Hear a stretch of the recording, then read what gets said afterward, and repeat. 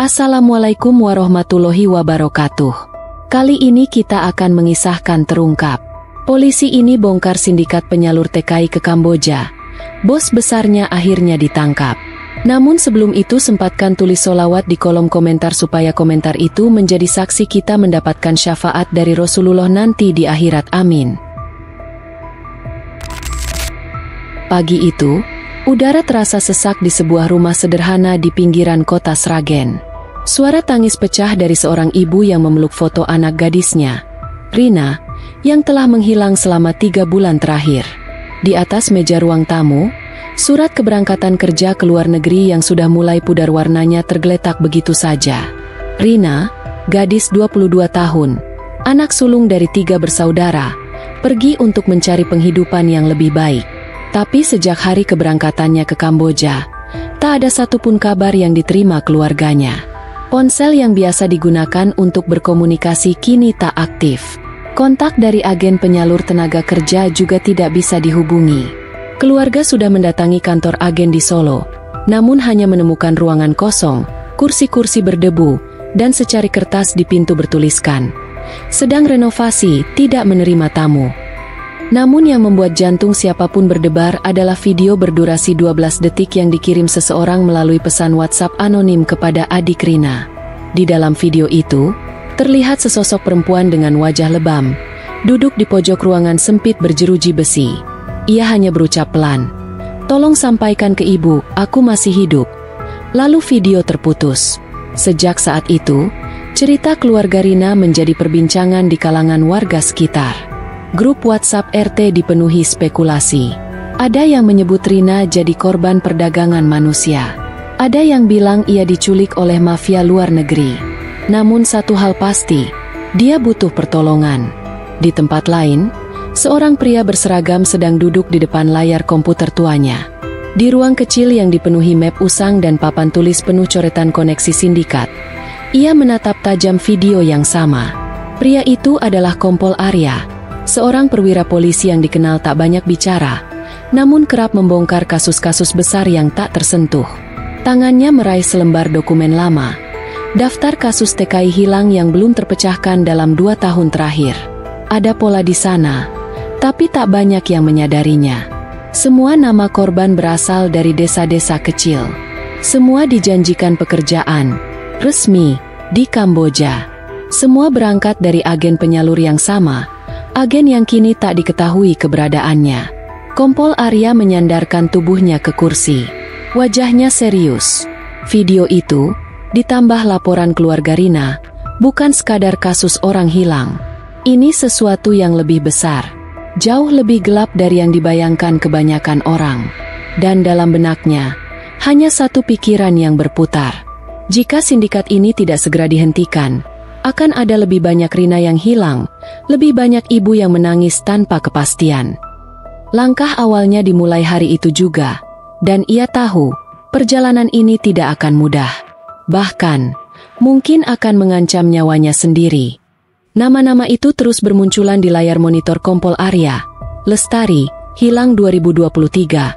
Dewi, hilang 2022. Wati, hilang 2022. Mira, hilang 2024. Semua perempuan muda, berusia antara 18 hingga 27 tahun. Semua berasal dari wilayah Jawa Tengah dan Jawa Timur. Semua berangkat untuk bekerja sebagai asisten kantor atau resepsionis di Kamboja.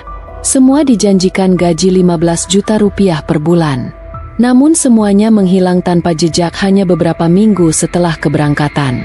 Arya membalikkan tubuhnya dari layar.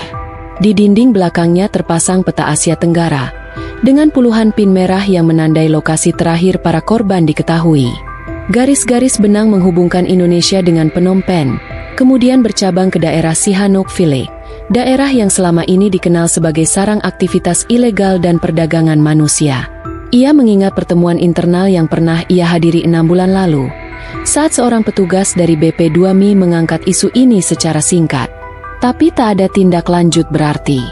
Dianggap terlalu rumit, terlalu banyak celah hukum, dan terlalu banyak kepentingan. Arya tahu, sindikat ini bukan sekadar jaringan kecil.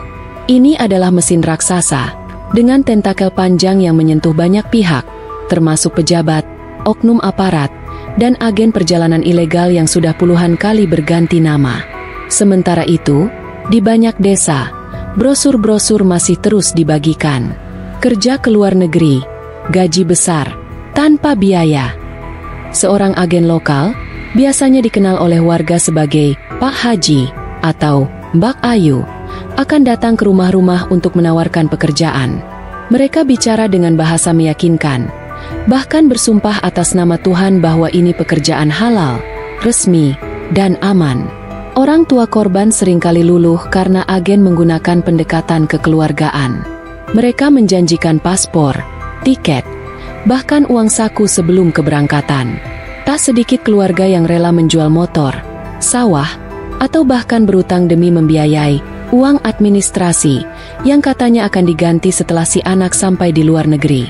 Tapi kebenarannya sungguh mengerikan. Arya pernah menerima testimoni dari satu korban yang berhasil lolos setahun lalu. Namanya Fitri. Ia mengatakan bahwa setibanya di Kamboja, paspor mereka langsung disita. Mereka dipaksa bekerja sebagai operator di sebuah gedung penuh CCTV, tanpa boleh keluar. Siapa yang menolak akan dikurung, tidak diberi makan, bahkan disetrum. Beberapa temannya bahkan dipindahkan ke lokasi yang ia sebut sebagai lantai bawah, tempat di mana suara tangisan tidak akan pernah terdengar keluar. Kesaksian Fitri tak cukup kuat untuk membuka kasus besar waktu itu. Tapi sekarang, dengan kasus Rina dan video misterius itu, Arya merasa ini saatnya. Keping-keping puzzle itu mulai menyatu. Ia mengeluarkan catatan kecil dari laci mejanya. Di sampulnya tertulis, target utama. Halaman pertama, dengan tinta merah, hanya berisi satu nama. Bos lokal Insinyur Gunawan. Dikenal sebagai pengusaha properti dan travel, Gunawan tak pernah sekalipun tersentuh kasus hukum, meski namanya kerap disebut dalam laporan intelijen. Perusahaannya membawahi lebih dari 5 subagen penyalur tenaga kerja di Jawa. Tapi tak ada bukti resmi yang bisa menjeratnya. Sampai sekarang, Arya memandangi catatan itu dengan tatapan kosong tapi penuh keyakinan. Ini bukan lagi tentang seorang anak gadis yang hilang. Ini tentang sistem gelap yang menelan harapan banyak keluarga miskin. Tentang ketamakan yang menyamar dalam janji-janji pekerjaan. Dan perang itu baru saja dimulai. Kompol Arya tak pernah berniat jadi pahlawan. Ia bukan jenis polisi yang suka tampil di media atau mengumbar pencitraan. Penampilannya pun jauh dari glamor. Rambut sedikit beruban, seragam sering kusut, dan sepatu dinas yang mulai usang di bagian sol. Tapi mereka yang mengenalnya tahu satu hal pasti. Jika Arya mulai menyelidiki sesuatu, ia akan menggali sampai ke akar terdalam, bahkan jika harus menggali dengan tangan kosong. Ia lahir dari keluarga sederhana di Temanggung, anak seorang buruh tani dan ibu rumah tangga yang menjual gorengan di pasar. Sejak kecil, Arya menyaksikan sendiri bagaimana warga desa harus menerima nasib karena tak punya akses, tak punya kuasa, dan terlalu sering ditipu oleh orang kota yang datang menawarkan harapan kosong. Barangkali itulah yang membuatnya selalu gelisah setiap kali melihat kasus perdagangan manusia. Ia tidak bisa hanya duduk di balik meja, menandatangani laporan, dan membiarkan orang-orang seperti Rina menghilang begitu saja. Beberapa tahun lalu, Arya pernah hampir dicopot karena membongkar kasus narkoba yang ternyata melibatkan pejabat daerah. Ia dipindahkan ke unit kecil di bagian kriminal umum sebagai hukuman halus. Tapi baginya, tak masalah, karena dari situlah ia mulai menyentuh kasus-kasus sunyi, kasus yang tidak menarik perhatian publik, tapi menyimpan luka yang sangat dalam. Kini, kasus Rina terasa berbeda. Bukan hanya karena videonya viral di media sosial, tapi karena sesuatu di dalam diri Arya terus berbisik. Ini jalurnya. Ini jejak yang selama ini kau cari. Ia mulai menyusun tim kecil. Bukan tim resmi, melainkan jaringan teman-teman lama. Pak Narto, pensiunan imigrasi yang punya akses ke dokumen-dokumen lama. Ika, mantan jurnalis investigasi yang kini menjadi relawan LSM. Anton, anggota IT forensik muda yang diam-diam membantu menyusup ke data agen travel online. Arya tidak bisa menggunakan jalur resmi terlalu banyak. Ia tahu sindikat ini mungkin punya kaki di institusinya sendiri. Sedikit saja informasi bocor. Operasi ini tamat. Suatu malam, ia bertemu diam-diam dengan Ika di sebuah warung kopi kecil. Ika menyerahkan map berisi data-data agen penyalur yang pernah dilaporkan namun selalu berhenti di tengah jalan. Satu nama kembali muncul, PT Garuda Global Mandiri. Dan di balik perusahaan itu, nama Gunawan kembali mencuat. Dia pinter banget bersihinnya, kata Ika pelan. Namanya nggak pernah langsung muncul di dokumen. Tapi semua aliran dana terakhir mentok rekening yayasan miliknya di Surabaya. Dan yayasan itu gak pernah aktif, tapi punya aset miliaran. Arya mengangguk pelan. Dalam hatinya, ia tahu Gunawan bukan sekadar pemain lokal. Ia adalah simpul utama. Menghancurkannya tidak bisa dengan tudingan langsung. Harus dengan bukti konkret, saksi kunci, dan strategi yang tak bisa dibaca lawan. Tapi satu hal yang membuat Arya bertahan adalah keyakinannya. Semua monster pasti punya celah. Dan celah itu biasanya terbuka saat mereka merasa tak mungkin dijatuhkan. Malam itu, Arya menuliskan rencana dalam catatan kecil. Temukan saksi hidup. Telusuri jalur keberangkatan Rina. Susup ke sistem perekrutan. Dan terakhir, tarik Gunawan ke permukaan. Ia tahu risikonya. Ia bisa kehilangan jabatan. Bisa kehilangan kepercayaan. Bahkan nyawanya. Tapi kalau satu monster bisa tumbang, barangkali akan ada ratusan anak muda yang batal jadi korban berikutnya. Dan itu layak diperjuangkan. Langkah pertama dimulai dari desa Giriwoyo, Wonogiri, tempat terakhir Rina terlihat sebelum berangkat ke Kamboja. Kompol Arya datang tanpa seragam. Ia menyamar sebagai relawan lembaga sosial yang mengumpulkan data TKI hilang. Di desa itu, nama Mbak Ayu sangat dikenal. Perempuan cantik dengan mobil mewah yang kerap datang membawa hadiah untuk warga. Beras, uang tunai, bahkan janji-janji keberhasilan. Mbak Ayu itu orang baik. Pak, dia bantu anak tetangga juga kerja di luar negeri. Sampai sekarang belum pulang sih. Tapi katanya emang kontraknya 3 tahun. Ujar seorang ibu-ibu sambil menjemur pakaian. Arya mencatat semua. Tapi dari keterangan warga, satu pola yang mencolok mulai terlihat. Mbak Ayu selalu menjemput calon TKI langsung dari rumah, membawa mereka ke rumah singgah di Solo, dan dari sana diberangkatkan ke Jakarta dengan bus travel malam. Ia mendatangi rumah orang tua Rina sekali lagi, dan dengan hati-hati meminta barang-barang terakhir yang mungkin bisa jadi petunjuk. Dari dompet Rina yang tertinggal, Arya menemukan satu kertas kecil lipat 4, bertuliskan, datang jam 21, jangan bawa siapa-siapa, mobil hitam, plat BXXXX20. Dan di bawahnya, cap kecil PT Garuda Global Mandiri. Malam harinya, Arya kembali ke Solo dan memutuskan menyamar total. Ia menghubungi Mbak Ayu melalui nomor yang ia dapat dari seorang warga, berpura-pura sebagai calon TKI yang ingin mendaftar. Suaranya dibuat polos, logat dibuat lebih lugu. Aku pengen kerja di luar negeri, Bu. Ada teman bilang bisa dapat 10 juta per bulan. Bener, ya? Tak butuh waktu lama, Mbak Ayu menjawab dengan suara lembut. Bisa, Mas. Tapi cepat ya, kuotanya terbatas. Bapak mau ke Kamboja atau Thailand? Yang penting niat kerja. Nanti semua saya urus. Arya membuat identitas palsu. Ia bahkan rela menggunduli rambutnya dan memakai pakaian lusuh, seolah benar-benar pemuda desa yang ingin mengubah nasib. Setelah beberapa hari diproses, ia akhirnya diminta datang ke sebuah rumah kontrakan di daerah Colomadu. Di sanalah, untuk pertama kalinya, Arya melihat langsung bagaimana sistem ini bekerja. Dalam rumah itu, ada 6 orang lain. Semuanya anak muda, laki-laki dan perempuan, rata-rata dari luar kota. Mereka semua memegang koper, tampak bingung dan cemas. Seorang pria bertubuh besar berjaga di pintu, mencatat nama-nama. HP kalian diminta ya. Nanti dibalikin setelah nyampe, ucap pria itu datar. Arya berpura-pura menyerahkan ponsel lamanya. Tapi ia sudah menyiapkan satu ponsel kecil tersembunyi di sepatu yang bisa merekam suara dan gambar secara otomatis. Di dalam rumah, ada ruangan khusus tempat semua dokumen kerja disiapkan. Disinilah ia melihat betapa besar skema penipuan ini. Formulir-formulir kerja kosong ditandatangani sembarangan. Paspor dikumpulkan dan dimasukkan ke dalam koper besar. Bahkan, para calon pekerja diberi instruksi untuk ngomong sesuai skrip jika ditanya petugas bandara. Salah satu staf yang memproses data sempat bicara lirih ke Arya.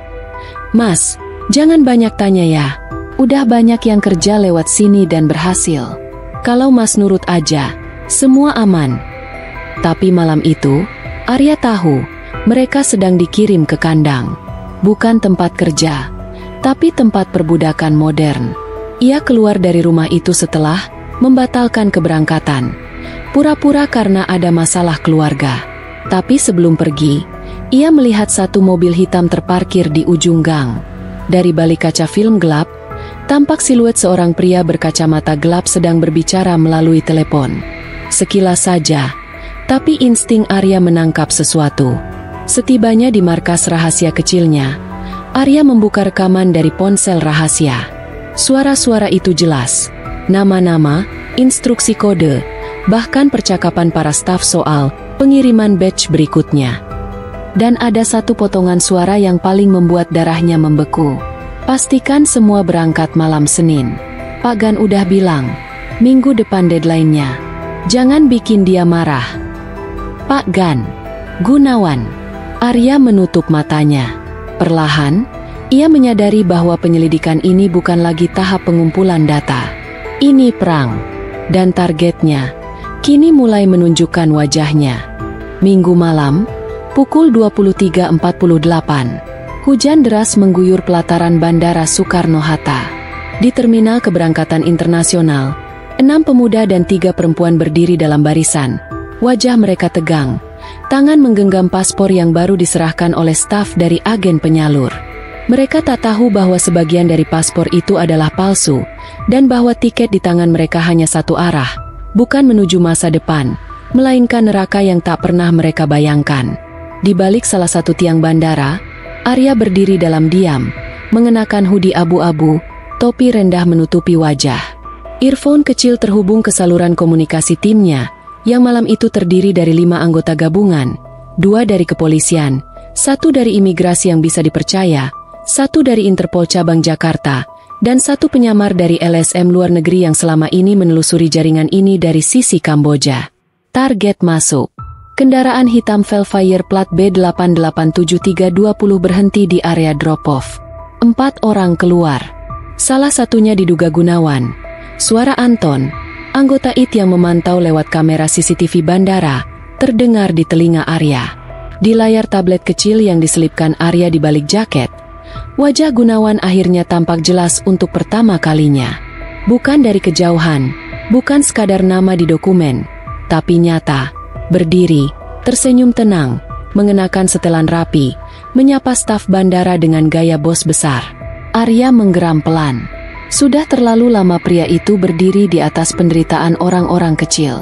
Gunawan melangkah mendekati grup calon pekerja migran, seolah sedang melakukan cek terakhir. Tangannya menyentuh bahu salah satu gadis muda, sambil berkata lirih, "Selamat ya, kamu akan hidup enak. Jangan bikin malu saya di sana." Kalimat itu terekam jelas oleh alat penyadap jarak dekat yang dibawa penyamar LSM. Dan saat Gunawan berbalik menuju mobilnya, Arya memberi isyarat tangan. Eksekusi. 4 pria bergerak cepat dari arah yang berbeda. 2 dari imigrasi langsung mengamankan rombongan calon TKI. Seorang wanita LSM membentangkan surat perintah penyelidikan internasional di depan staf agen. Dan Arya, yang sejak tadi menahan dirinya, berlari menerobos hujan, menarik kerah jas Gunawan sebelum pria itu sempat masuk ke mobil. "Pak Gunawan." Arya menatapnya lurus. Gunawan mendongak, sempat terkejut. Tapi detik berikutnya, wajahnya berubah sinis. "Saudara siapa?" "Polisi." "Saya yang selama ini Anda kirimi anak-anak muda ke neraka," jawab Arya datar. Dengan satu gerakan cepat, Borgol terpasang di pergelangan tangan Gunawan. Para wartawan yang kebetulan berada di bandara karena isu deportasi TKI dari Timur Tengah mulai menyorotkan kamera. Kilatan flash menyambar wajah Gunawan yang basah oleh hujan dan rasa malu. Sementara itu, salah satu dari korban perempuan berteriak saat melihat wajah Arya. Pak, tolong selamatin adik saya. Dia udah dikirim 2 minggu lalu ke Phnom Penh." Arya menoleh, dan di tengah kekacauan malam itu, ia tahu, ini bukan akhir. Ini baru pintu masuk. Gunawan hanyalah kepala dari satu ular berkepala banyak. Di baliknya, ada kantor di luar negeri, ada jaringan pemalsu dokumen, ada penadah di negara tujuan. Tapi malam itu, satu kepala telah dipotong. Dan untuk keluarga Rina, untuk Fitri, dan semua yang hilang suaranya selama ini, malam itu adalah kemenangan. Namun yang belum mereka tahu adalah, Gunawan tidak bekerja sendiri, dan jaringannya belum runtuh sepenuhnya. Namanya Sari, usianya 19 tahun, wajahnya tirus, matanya seperti selalu siap menangis. Ia duduk di ruang kecil milik LSM pendamping korban di Jakarta, mengenakan kaos putih dan jaket kebesaran yang diberikan relawan. Tangan kirinya masih diperban, bekas luka sobek akibat mencoba melarikan diri dari lantai 2 sebuah gedung di Kamboja. Sari adalah satu dari 5 korban yang berhasil dipulangkan beberapa minggu sebelum penangkapan Gunawan. Dan malam setelah penangkapan itu, ia akhirnya berani berbicara. "Awalnya saya pikir saya mau kerja jadi resepsionis. Dibilang hotelnya di kota besar, gaji besar. Orang tua saya bangga banget. Mereka sampai pinjam uang tetangga buat bayar ongkos keberangkatan." Sari berhenti sejenak, menarik napas panjang. "Tapi ternyata, saya dibawa ke tempat yang bukan hotel." Sari menceritakan detik-detik setelah ia sampai di Phnom Penh. Paspor langsung diambil. Mereka dibawa naik mobil dengan kaca tertutup selama berjam-jam. Sampai di sebuah gedung tanpa plang nama, Sari diseret masuk ke ruangan penuh komputer. Kerjanya disuruh nipu. Lanjutnya, "Kami diminta chatting sama orang asing, ngaku-ngaku cewek Korea. Bujuk mereka main judi online. Yang gak bisa target 10 juta rupiah sehari, dihukum." "Apa bentuk hukumannya?" Sari menunduk. Suaranya melemah. "Kami disetrum, dipukul pakai kabel. Kadang dikurung di kamar mandi sempit. Ada temanku, Tia, dia coba kabur. Ketahuan. Sejak itu dia gak pernah kelihatan lagi." 2 staf LSM yang mendampingi Sari tak kuasa menahan emosi. Satu dari mereka diam-diam menghapus air mata. Kesaksian Sari bukan satu-satunya. Ada Bayu, pemuda dari Madiun, yang pernah disekap bersama 7 orang lainnya di satu ruangan tanpa jendela. Ia dipaksa bekerja 16 jam sehari menginput data calon korban penipuan, hanya diberi makan 2 kali, dan tidak pernah diizinkan berkomunikasi dengan keluarga. "Ada orang Indonesia yang jadi bos di sana," ucap Bayu. "Dia pakai bahasa Jawa kadang. Ngomongnya, kalau kami ngelawan, dia bisa bikin kami hilang, dan gak akan ada yang nyari. Karena di Indonesia kami udah dianggap kerja resmi." Setiap kesaksian korban semakin membenarkan bahwa Gunawan bukan sekadar koordinator lokal.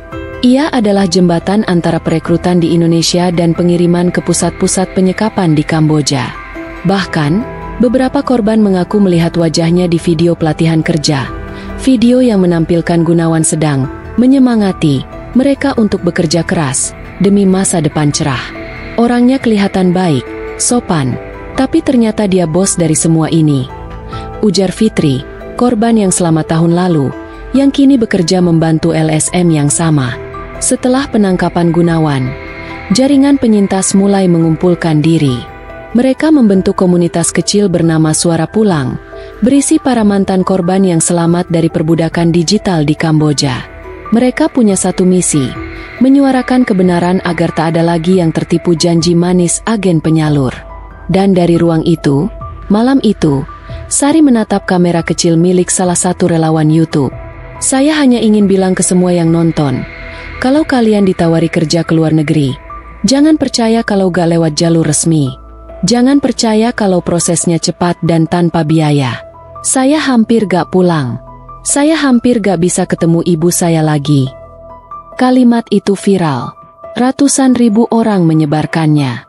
Ada yang merasa marah, ada yang sedih, dan ada yang mulai bertanya, berapa banyak Rina lain yang belum sempat pulang? Arya menonton video itu malam hari di ruangannya. Tak banyak yang ia ucapkan, tapi tatapannya mengeras saat mendengar kalimat terakhir dari Sari. Bos itu sudah ditangkap, tapi mereka bilang, di atasnya masih ada yang lebih besar. Hujan telah reda, tapi jejaknya masih membekas di jalanan ibu kota. Di sebuah ruang konferensi kecil milik LSM Suara Pulang, puluhan kursi plastik berjejer rapi, sebagian sudah terisi oleh keluarga korban, penyintas, jurnalis, dan perwakilan instansi. Di dinding belakang, sebuah spanduk terbentang dengan tulisan, "Pulang bukan akhir, ini awal kita bicara." Kompol Arya berdiri di pojok ruangan, tidak menggunakan seragam. Wajahnya lelah, matanya merah karena kurang tidur, tapi sorot matanya tetap tajam. Ia tidak naik ke podium, tidak memimpin acara.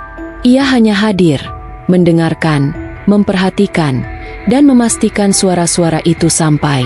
Seorang ibu maju ke depan, mengenakan kerudung lusuh dan menggenggam foto anaknya. Ia adalah Ibunda Rina. "Saya tidak pernah tahu kalau anak saya dijual," katanya pelan. "Kami pikir dia kerja.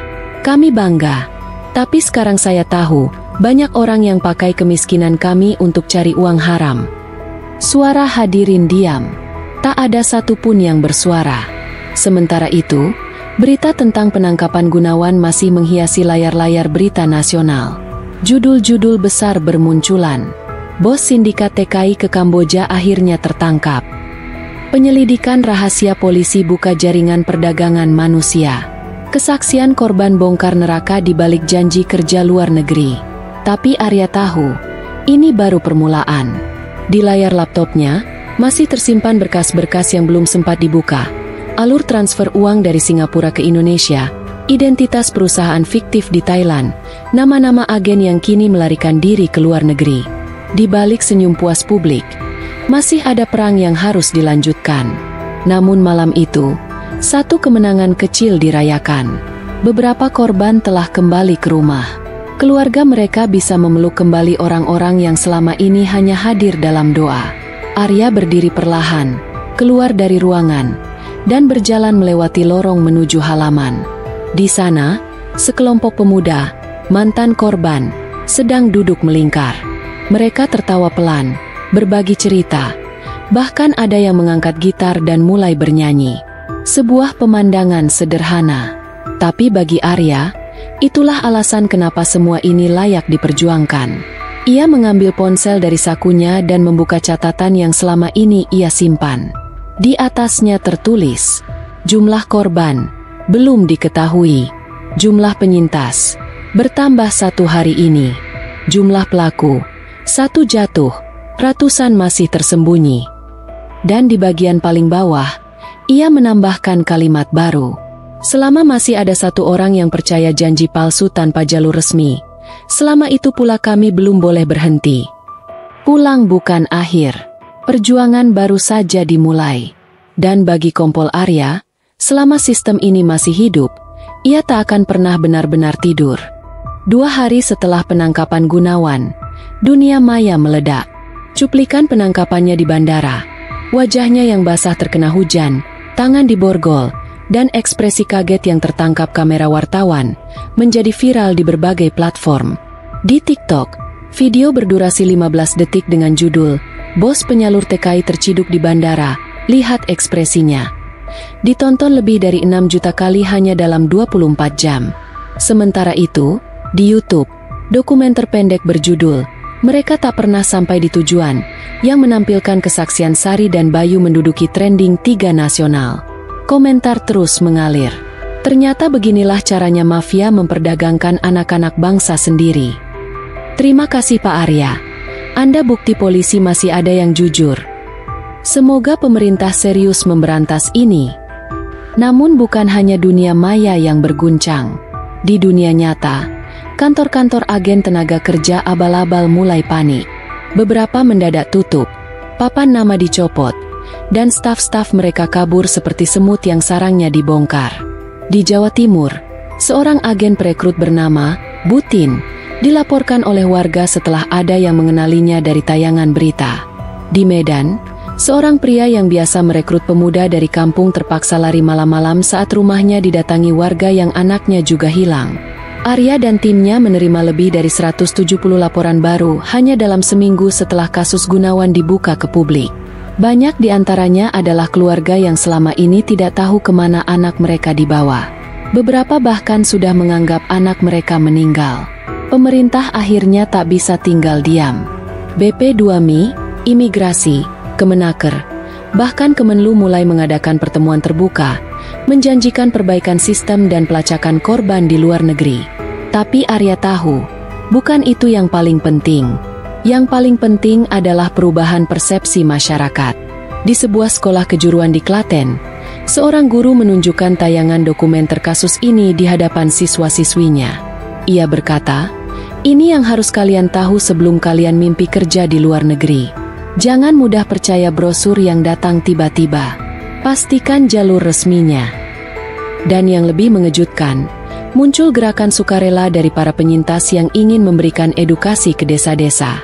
Komunitas Suara Pulang mulai mengadakan roadshow kecil, mengajak para mantan korban bercerita langsung kepada masyarakat desa, bukan untuk menyebar rasa takut, tapi menyebarkan kewaspadaan.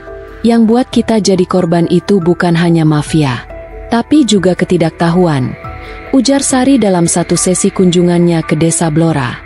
Arya menerima undangan untuk hadir di salah satu forum itu. Ia tidak memberi sambutan panjang.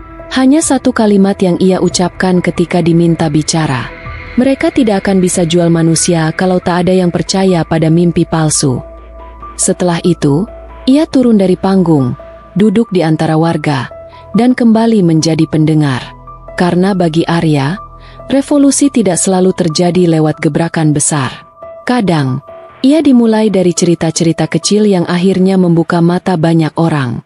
Angin malam berembus pelan di halaman belakang markas kecil milik tim investigasi rahasia Kompol Arya.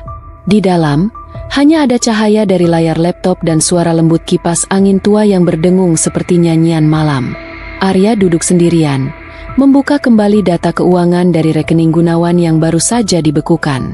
Di layar, ada aliran dana rutin, puluhan juta rupiah, mengalir ke rekening-rekening yang mencurigakan. Tapi satu nama yang muncul berulang kali langsung membuat Arya terdiam. R. Purwanto, AKBP, Konsultan Keamanan Ekspor. Tangan Arya menggenggam mouse lebih erat. Ia mengenal nama itu. Purwanto adalah perwira tinggi yang dulu pernah satu angkatan dengannya di akademi. Seorang perwira bersih di luar, tapi penuh jaringan gelap di dalam. Ia dikenal punya hubungan dekat dengan banyak pengusaha ekspor-impor. Selama ini, Arya menganggapnya hanya sebagai polisi bisnis yang bermain di batas abu-abu. Tapi kini, semua jadi terang. Dialah pelindung Gunawan. Dan tiba-tiba, semua keanehan selama ini masuk akal. Kenapa penyelidikan sebelumnya selalu mentok? Kenapa tidak ada tindakan serius dari atas? Kenapa Gunawan bisa bebas berkeliaran bertahun-tahun? Arya menghubungi Anton, si ahli IT. "Ton, lacak semua komunikasi Gunawan sebulan sebelum penangkapannya. Cari tahu siapa yang rutin kontak dia. Nomor pribadi, nomor kantor, kode enkripsi, semua." Beberapa jam kemudian, Anton mengirimkan hasilnya. Ada pola komunikasi unik. Gunawan selalu pakai VPN dari satu IP milik institusi pemerintah. Dan lebih parah, kadang panggilan suaranya datang dari gedung yang kita tahu milik kita sendiri. Jawab Anton sambil menatap Arya dengan mata tegang. Arya menggeleng pelan. Ia tahu sekarang, mereka bukan hanya melawan sindikat. Mereka melawan sistem yang secara sadar membiarkan sindikat itu tumbuh. Keesokan harinya, Arya bertemu diam-diam dengan dua orang jurnalis investigasi dari media nasional. Ia tak memberi nama, tak memberi dokumen yang bisa membahayakan posisi mereka. Tapi ia memberi satu petunjuk. Cari siapa yang tak ingin Gunawan buka mulut. Dan benar saja, 2 hari setelah penangkapan, tiba-tiba Gunawan mendadak sakit di tahanan. Pihak kepolisian menyatakan keracunan makanan. Namun dokter LSM yang menyusup sebagai relawan mendapati indikasi zat kimia aneh dalam darahnya. Arya marah, tapi ia tidak panik. Ia sudah menduga. Malam itu juga, ia mengamankan 2 saksi kunci dari Solo, staf rumah singgah yang tahu soal keberangkatan ilegal. Mereka dibawa ke rumah perlindungan rahasia, dijaga ketat tanpa akses media. "Jangan pernah percaya siapapun, kecuali kita," ujar Arya kepada mereka. Sementara itu, video dari Gunawan yang sedang diperiksa mulai bocor ke publik. Dalam salah satu potongan rekaman, terdengar kalimat lirihnya, "Saya hanya kaki. Di atas saya, ada yang lebih besar. Kalau saya bicara, semua akan terbakar." Video itu dihapus cepat oleh otoritas, tapi tangkapan layarnya telanjur beredar. Dan dari sanalah publik mulai bertanya, siapa sebenarnya yang dilindungi Gunawan? Arya tahu jawabannya, tapi menyebut nama itu sekarang bisa membunuh semua yang sudah ia bangun. Maka ia memilih jalan lain, jalan yang lebih lambat, lebih gelap, tapi lebih pasti. Karena untuk menghancurkan musuh yang bersembunyi dalam selimut, kau harus jadi angin malam yang bisa masuk tanpa suara dan menusuk ke jantung kekuasaan. Pagi itu, langit Jakarta terlihat cerah, seolah tak mengerti apa yang sedang terjadi di balik layar. Arya berdiri di balkon kantor pusat kepolisian, menatap kota yang mulai sibuk dengan rutinitasnya. Namun pikirannya jauh dari hiruk-pikuk ini. Ia tengah mempersiapkan langkah besar yang akan mengguncang segalanya. Penyelidikan atas jaringan perdagangan manusia ini telah membawa Arya ke sebuah titik yang lebih gelap, sistem itu sendiri. Setelah berhari-hari bekerja di balik layar, mencari bukti tersembunyi, ia akhirnya mengumpulkan cukup informasi untuk mengungkap siapa yang benar-benar berada di balik sindikat perdagangan TKI ini. Dan itu lebih mengejutkan dari yang ia duga. R. Purwanto, yang sebelumnya dikenal Arya sebagai seorang perwira polisi yang cerdik, ternyata bukan hanya berperan sebagai pelindung Gunawan. Lebih dari itu, Purwanto adalah rangkaian otak dari seluruh jaringan ini. Ia telah memanfaatkan posisinya untuk melindungi jaringan sindikat dari dalam, bahkan berkolaborasi dengan kelompok pengusaha ilegal yang menggunakan sistem pengiriman tenaga kerja sebagai kedok untuk kegiatan-kegiatan lebih besar. Ada transaksi besar, pemalsuan dokumen, dan bahkan keterlibatan dalam perdagangan organ manusia di luar negeri.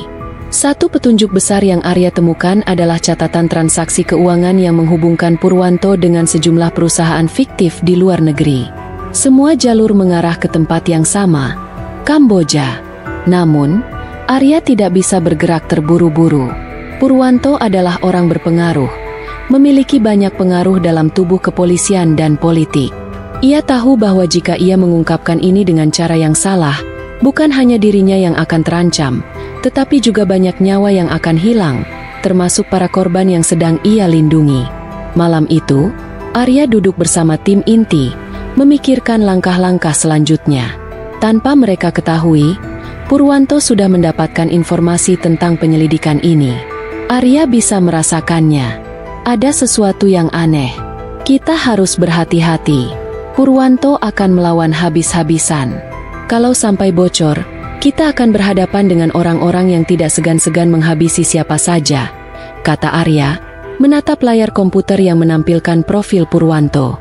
Di luar, langit mulai mendung. Ada rasa tegang yang menggantung, seperti angin yang mulai mengumpulkan awan sebelum badai besar datang. Arya tahu waktu mereka sudah hampir habis. Sore itu, kabar buruk datang. Seseorang yang dikenal dekat dengan Purwanto, seorang pengusaha besar yang berada di balik jaringan penyalur TKI, ditemukan tewas dalam keadaan mengenaskan di rumahnya. Polisi menemukan tanda-tanda penyiksaan dan pembunuhan terencana. Juga, sebuah pesan yang ditinggalkan oleh korban. Purwanto, jangan biarkan ini sampai keluar. Kita harus diam, atau semuanya hancur. Penyelidikan pun dibuka. Namun Arya bisa merasakan kehadiran Purwanto lebih dekat dari yang ia duga. Ini bukan kebetulan. Purwanto pasti tahu bahwa Arya dan timnya sudah berada di jalur yang benar. Dengan bukti yang semakin menguat, dan tekanan dari media serta masyarakat yang semakin besar, Arya memutuskan untuk melangkah lebih jauh. Ia menyusun rencana terakhir yang melibatkan pengungkapan besar-besaran terhadap Purwanto dan seluruh jaringan yang ada. Hari itu tiba. Pagi buta, Arya dan tim melakukan serangan bersamaan ke beberapa lokasi penting. Rumah Purwanto, kantor-kantor yang terlibat dalam perdagangan ilegal, dan beberapa apartemen yang disewa untuk menyembunyikan korban. Saat mereka mendobrak pintu rumah Purwanto, yang mereka temukan bukan hanya Purwanto yang sedang mencoba melarikan diri, tetapi juga tumpukan dokumen, catatan transaksi, dan rekaman video yang mengungkapkan seluruh kedok bisnis kotor ini. Bahkan ada video yang menunjukkan bagaimana para pejabat tinggi di Indonesia terlibat dalam permainan ini. Purwanto berusaha melawan, namun akhirnya ia berhasil ditangkap. Di hadapan Arya, yang sudah berbulan-bulan mengejar sosok ini, Purwanto hanya bisa tertunduk lesu, menatap ke bawah. "Kamu tahu, Arya, semua ini tidak akan berhenti begitu saja," kata Purwanto, dengan suara yang penuh dengan kebencian. "Kamu hanya memotong satu cabang dari pohon yang lebih besar.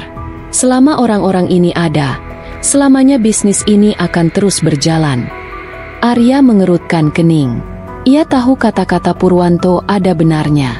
Namun kali ini, untuk pertama kalinya dalam bertahun-tahun, Arya merasakan kemenangan.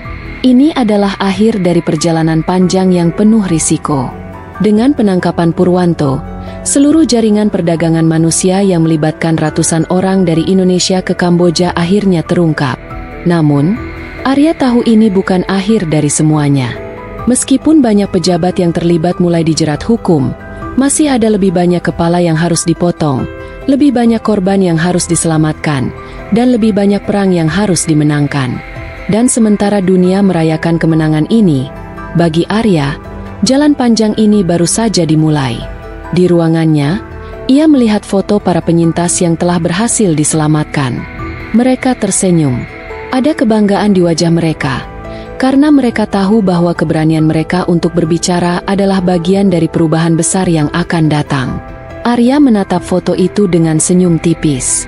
"Perang ini belum selesai," pikirnya. "Tapi kita sudah menang satu babak besar."